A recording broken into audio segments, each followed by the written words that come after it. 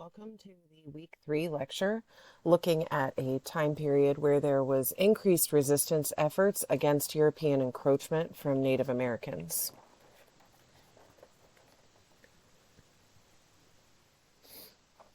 So the Pueblo Revolt, also known as Pope's Rebellion, took place in 1680 and is known as one of the most significant Native American uprisings in North American history.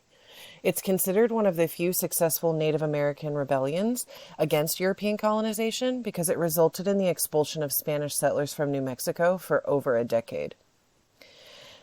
The Spanish had imposed Catholicism on the Pueblo people and started suppressing their traditional religious practices. Indigenous spiritual leaders were persecuted, rituals were banned, and sacred sites were desecrated. The Franciscans, or the Spanish, harsh measures included the destruction of kivas, which were sacred ceremonial rooms, and severe punishments for practicing native religions. At the same time, the Spanish encomienda system was forcing Pueblo labor in agricultural and resource extraction. Tribute demands drained Pueblo resources, which led to food shortages and increased suffering.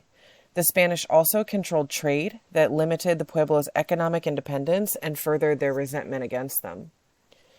Spanish colonialism disrupted Pueblo society through forced labor, disease, and cultural assimilation. The population was significantly reduced due to European-introduced diseases. This weakened their social structures, and then interference in traditional governance and social practices deepened the Pueblo's resolve to resist. A severe drought in the 1670s exacerbated these tensions as food scarcity worsened under Spanish control. The combination of this environmental stress and other colonial oppressions kind of created a perfect storm for rebellion. So, led by Pope, a religious leader from the San Juan Pueblo, the rebellion was carefully planned over several years. Pope united various Pueblo communities, communicating through runners who carried knotted cords to coordinate the uprising. The revolt itself began on August 10, 1680, with simultaneous attacks across the region. Pueblos targeted Spanish settlements, missions, and other symbols of colonial power, killing around 400 Spanish, including priests and soldiers. The Pueblo warriors destroyed churches and drove the Spanish out of the region. The Spanish were forced to retreat south to El Paso, abandoning New Mexico. The Pueblos regained control over their lands, restored traditional religious practices, and dismantled any Spanish symbols of authority. Now, the Pueblo Revolt was successful in expelling the Spanish for 12 years. During this period, the Pueblos reestablished their autonomy, revitalized their cultural and religious traditions.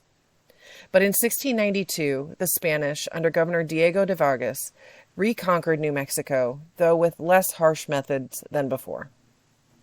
The reconquest was met with resistance, but the Pueblos eventually agreed to peace terms that allowed them to retain some autonomy and religious freedom. The revolt led to significant changes in Spanish colonial policy, including a more accommodating approach to Pueblo religious practices and a reduction in forced labor demands. The memory of the revolt persisted as a symbol of Native resistance and resilience, influencing later Native American uprisings. And this Pueblo Revolt stands as a rare example of a successful indigenous uprising against European colonization in North America. It demonstrated the potential for coordinated resistance and remains a key moment in the history of Native American resistance.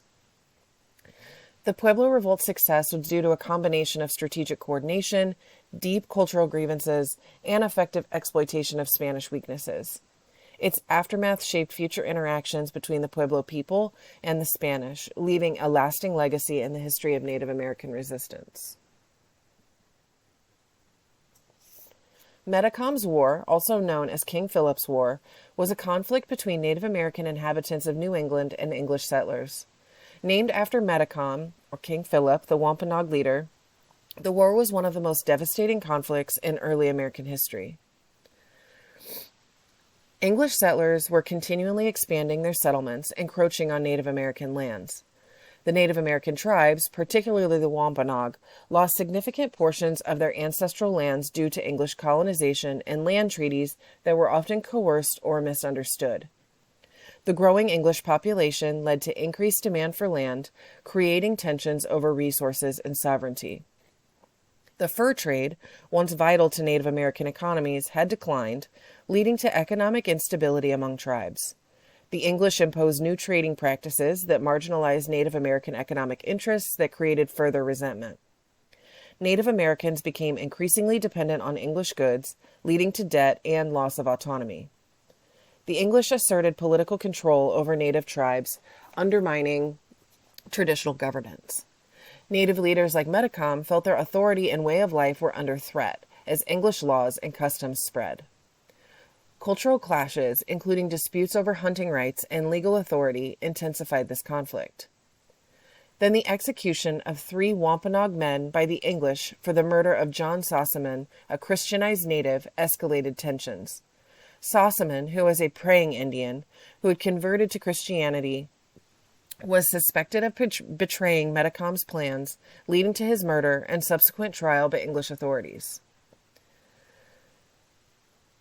The Puritans had been undertaking aggressive efforts to convert Native Americans to Christianity, establishing praying towns where converted natives, known as praying Indians, were expected to adopt English customs.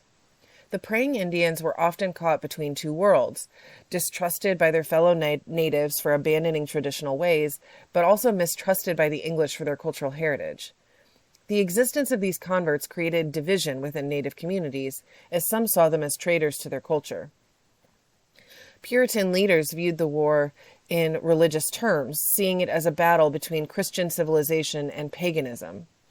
Some Native Americans, including Metacom, rejected conversion, viewing it as an existential threat to their culture and autonomy. And the destruction of Christianized Native villages and churches during the war reflected deep cultural and religious divide. The English colonists believed that they were fulfilling a divine mission to civilize and convert the native populations, and saw this war as a test of their religious resolve. Religious rhetoric was used to justify brutal tactics against the Native Americans, who were often depicted as enemies of God. The war itself led to widespread destruction of Native American villages, crops, and resources. Thousands of Native Americans were killed, captured, or sold into slavery, particularly those who had not converted to Christianity. The Native American power in New England was effectively broken, leading to the near complete loss of autonomy for the remaining tribes. The English colonists suffered significant casualties and destruction, with many towns being attacked and burned. The war did strain colonial resources and led to economic hardship, but ultimately the English solidified their control over New England. The war itself deepened racial and cultural divides, solidifying the notion of Native Americans as enemies of the colonial project. The role of praying Indians during the war led to lasting suspicion and marginalization of Christianized natives. The legacy of the war influenced future policies towards Native Americans, including forced removal and cultural assimilation.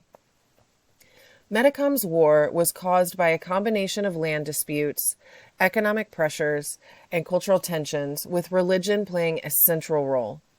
The conflict had devastating effects on Native American communities and reshaped the cultural and political landscape of New England. The war heightened the deep divisions between Native American and English colonial societies, particularly in their views on land, governance, and religion.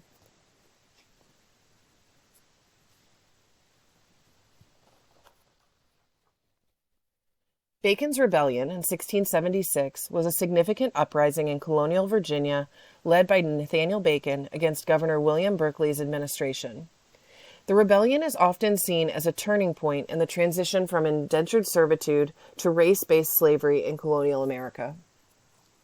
Some of the causes of Bacon's Rebellion included economic inequality and land shortage, political corruption, tensions with Native Americans, and social unrest.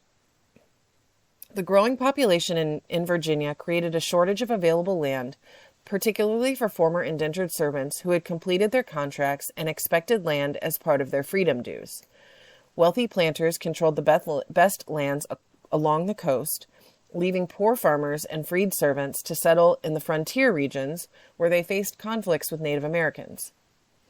Governor Berkeley's administration was marked by corruption and favoritism towards the wealthy elite, and he refused to retaliate against Native American attacks on frontier settlements due to his lucrative fur trade with them, and this angered the poorer settlers that had been forced to settle out there. As settlers pushed into these frontier lands, conflicts with Native American tribes increased. Bacon and other frontier settlers demanded more aggressive policies against Native Americans to secure land for themselves, but Berkeley continuously resisted, seeking to maintain peaceful trade relations. The colony's social structure was under strain due to a growing class of poor, landless men, many of whom were former indentured servants. This group, feeling disenfranchised and without prospects, became increasingly discontented, creating a volatile situation ripe for rebellion.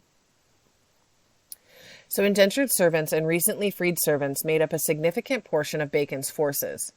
Many of these individuals were frustrated by the lack of land and economic opportunities which they had been promised after completing their servitude.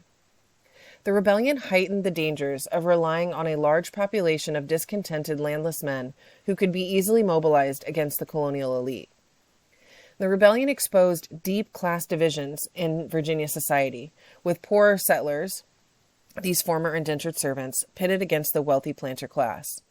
The colonial elite, frightened by the potential for future uprisings, began to reconsider their reliance on indentured servitude. After Bacon's death from dysentery in 1676, the rebellion quickly collapsed. Governor Berkeley regained control and executed several leaders of the rebellion.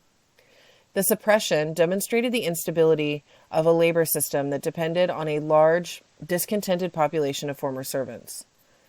And this accelerated the decline of indentured servitude as planters sought a more controllable labor force, as they realized that indentured servants, once freed, became a potential source of unrest, especially when they were denied land and opportunity. So in the aftermath of the rebellion, Virginia's planters increasingly turned to African slavery as a more stable and long-term labor solution. Slavery provided a permanent, hereditary, and racial-based labor force that did not threaten to become free and demand land or rights. The transition to slavery was also facilitated by the decline in availability of English indentured servants, as conditions in England were improving and fewer people sought to emigrate. Virginia also passed new laws to codify racial distinctions, ensuring that African slaves and their descendants would be enslaved for life. The colonial government also implemented policies to prevent future alliances between poor whites and blacks, including laws that prohibited interracial cooperation. In conclusion, Bacon's Rebellion was a pivotal event that exposed the vulnerabilities of a labor system that was based on indentured servitude. The rebellion's aftermath saw a significant shift towards race-based slavery as the primary labor system in Virginia, marking a turning point in the colony's social and economic structure. It had not been reliant on slavery prior. This transition to slavery had profound and lasting effects on American society and laid the groundwork for the systemic racial divisions that would persist for centuries. So what did all of these violent uprisings have in common? They're happening in different parts of North America, in the Southeast, the Northeast, and the Chesapeake with Virginia. But they all had a lot of commonalities. In every single one of these instances, European settlements either intermixed with native populations or were incredibly close with no sharp boundaries. In many ways, everyone here was sharing land. Something that hasn't been mentioned but was an issue was the introduction of alcohol created major problems within native groups and created some social unrest within native societies. Aggressive conversion tactics also disrupted existing native social hierarchies and created more internal conflicts. At the same time, disease continued to spread. So when you take all of these things together, what's the major commonality that we see between Pueblo's revolt, Metacom's war, and Bacon's rebellion? It's European encroachment on native territory and way of life. The Glorious Revolution of 1688 was a significant event in English history that led to the overthrow of King James II and the establishment of a constitutional monarchy under William III and Mary II. This revolution had profound effects on England's North American colonies and led to changes in governance, economic policies, and colonial relations. Prior to the Glorious Revolution, mercantilism was the economic theory that guided English colonial policy. And this policy aimed at maximizing wealth for the mother country by controlling trade and accumulating precious metals. The colonies were seen primarily as sources of raw materials and markets for English goods, with strict regulations to ensure that colonial trade benefited England. Beginning in 1651, the Navigation Acts were a series of laws that were passed to enforce these mercantilist policies. These acts required that certain enumerated commodities, like tobacco, sugar, and cotton, could only be shipped to England or other English colonies. These acts restricted colonial trade with other nations, leading to resentment among colonists who were forced to deal exclusively with English merchants, often at unfavorable prices. King Charles II, who came to power in 1660, sought to strengthen royal control over the colonies and ensure that they adhered to these mercantilist policies.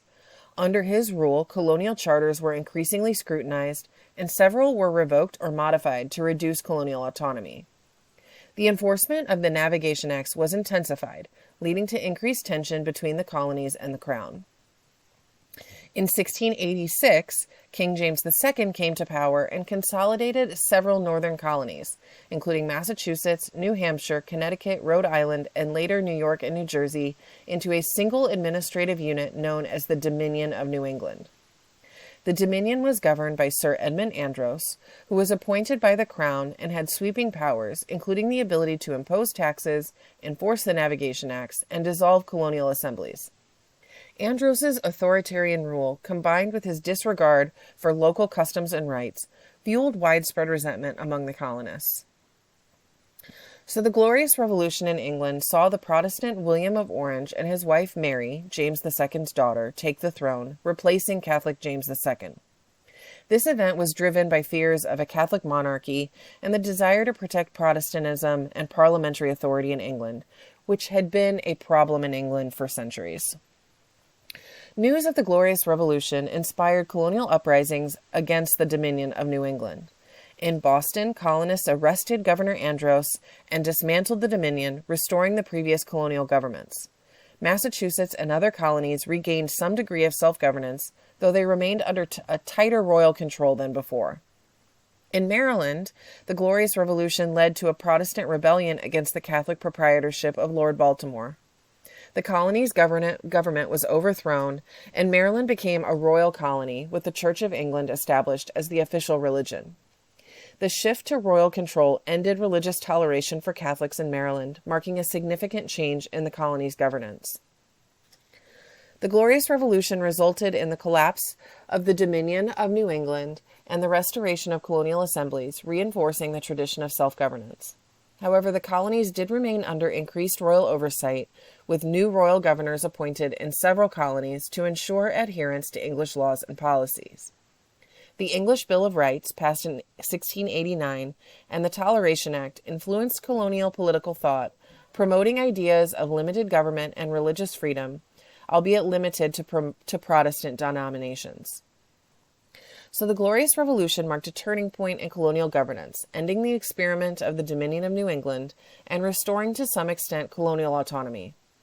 The Revolution also reinforced mercantilist policies, but with greater sensitivity to colonial grievances, laying the groundwork for future tensions that would eventually culminate in the American Revolution. The events in New England and Maryland illustrate the broader impact of the Glorious Revolution on religion and political life in the colonies, shaping their development for years to come. The Salem witch trials of 1692 were a series of hearings and prosecutions in colonial Massachusetts where 20 people were executed and many more were accused of witchcraft.